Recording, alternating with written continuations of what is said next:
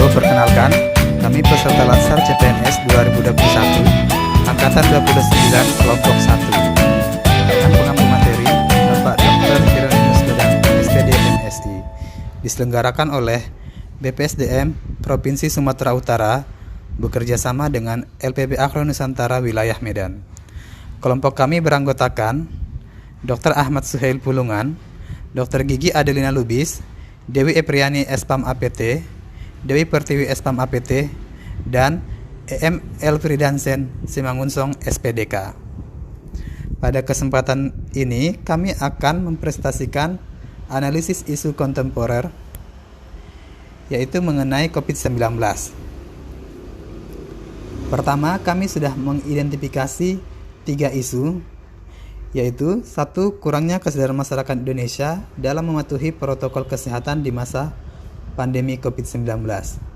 Kedua, kurangnya minat masyarakat berobat ke layanan kesehatan selama pandemi COVID-19. Dan ketiga, kurangnya minat masyarakat untuk vaksinasi COVID-19.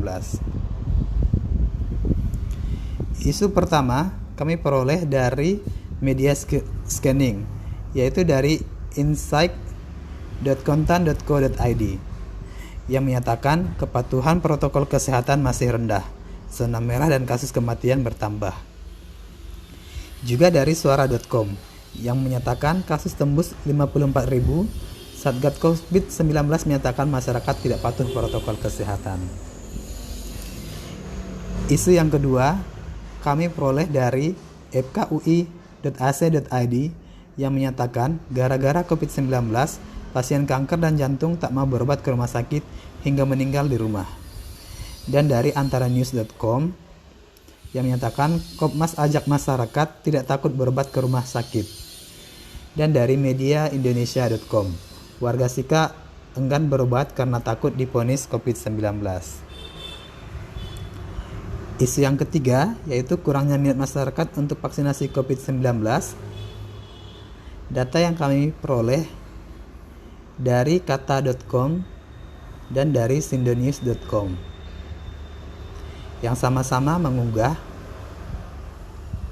alasan masyarakat enggan untuk divaksin menurut versi survei LSI. Untuk selanjutnya, langkah yang kedua yaitu menentukan isu dengan metode APKL yang akan dibacakan oleh Saudari Dr. Gigi Adelina. Untuk menentukan isu di sini dipakai dengan metode APKL, yaitu aktual, problematik, kehalayakan, dan layak. Untuk isu atau permasalahan, yang pertama yaitu kurangnya kesadaran masyarakat Indonesia dalam mematuhi protokol kesehatan di masa pandemi COVID-19. Untuk aktualnya memenuhi, problematiknya memenuhi, kehalayakannya memenuhi, dan layaknya memenuhi. Dan di sini semuanya memenuhi.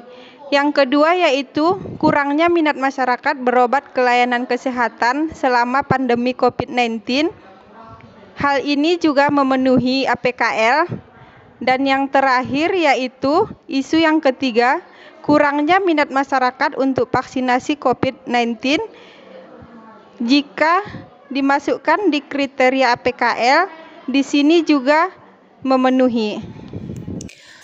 Langkah selanjutnya untuk menetapkan isu terpilih dilakukan analisis isu dengan menggunakan metode USG, urgency, seriousness, dan growth.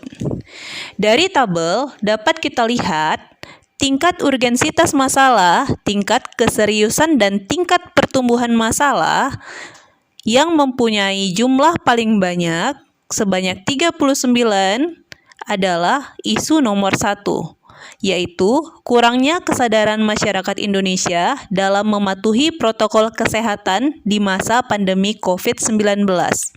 Sehingga isu inilah yang nantinya akan diangkat.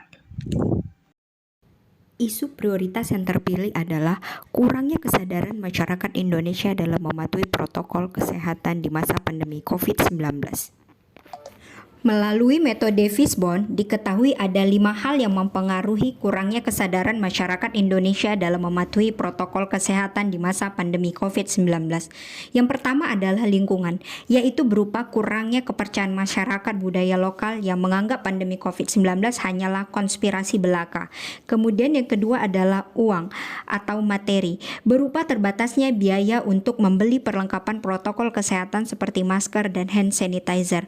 Yang ketiga adalah material atau bahan, yaitu kurangnya fasilitas cuci tangan yang dilengkapi dengan sabun di tempat umum. Yang keempat, individu, kurangnya pengetahuan serta kepercayaan masyarakat tentang COVID-19. Dan yang terakhir adalah metode, yaitu istilah kebijakan pemerintah yang sulit dimengerti masyarakat awam, kebijakan pemerintah yang belum konsisten, kurangnya sosialisasi terkait COVID dan protokol kesehatan, dan yang terakhir, sanksi yang belum tegas bagi pihak yang tidak mematuhi protokol kesehatan. Gagasan kreatif yang boleh dilakukan ada 3. Yang pertama, berperan aktif dalam sosialisasi pengetahuan tentang COVID-19 melalui kegiatan lapangan ataupun sosial media. Yang kedua, menerapkan protokol kesehatan dimulai dari diri sendiri tentunya, keluarga, dan ikut mensosialisasikan ke media sosial. Yang ketiga, mendukung satuan gugus COVID-19 dengan ikut berpartisipasi membantu pengawasan di lingkungan sekitar tempat tinggal dan tempat kita bekerja.